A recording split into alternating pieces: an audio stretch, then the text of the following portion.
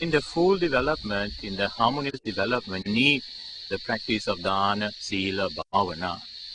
But what happens is this, from our experience, we have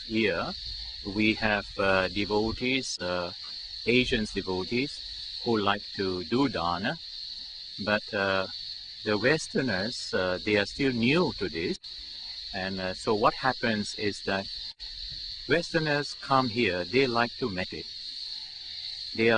Many of them are introduced to Buddhism and through meditation. Dana forms the basis, generosity and sharing. It's formed the basis of a good life, a moral way of life, and the basis of morality, the basis of good conduct, frees the mind from guilt, from remorse, and so that the mind becomes calm and tranquil and composed, and it's conducive to cultivation, development, and purification of the mind. That's what bhavana is about.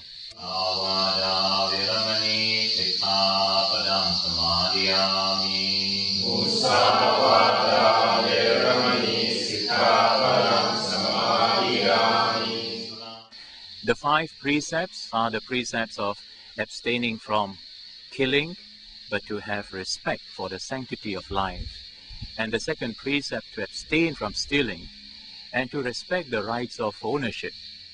The third precept is to abstain from sexual misconduct, but to have respect for personal relationships, established relationships, and to restrain one's senses.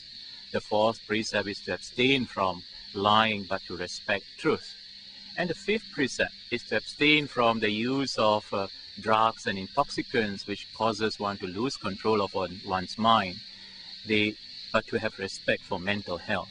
Now, these 5 precepts forms the basis of the cultivation, the purification of the mind. The precepts, basically the basic 5 precepts, if one can keep these 5 precepts as much as one is able, that would be quite good. For the full experience of what the Buddha taught, and the real establishment of the Buddha Sasana, the dispensation of the Buddha in any country, would involve Buddha, Dhamma, Sangha, the triple gem. So if monastic Sangha is not there, you will find that it is not so easy to have a balanced understanding of the tradition, and that the monks, monastic order has maintained from generation to generation. However, there are in Western countries, there are lay organizations, and they can study the Dhamma, they can practice, but they will have to gain access to some monks, those who have practiced well, and if not in their own country, they probably have got to go to Asian countries to study and to appreciate that tradition, and then they can come back and lead their group.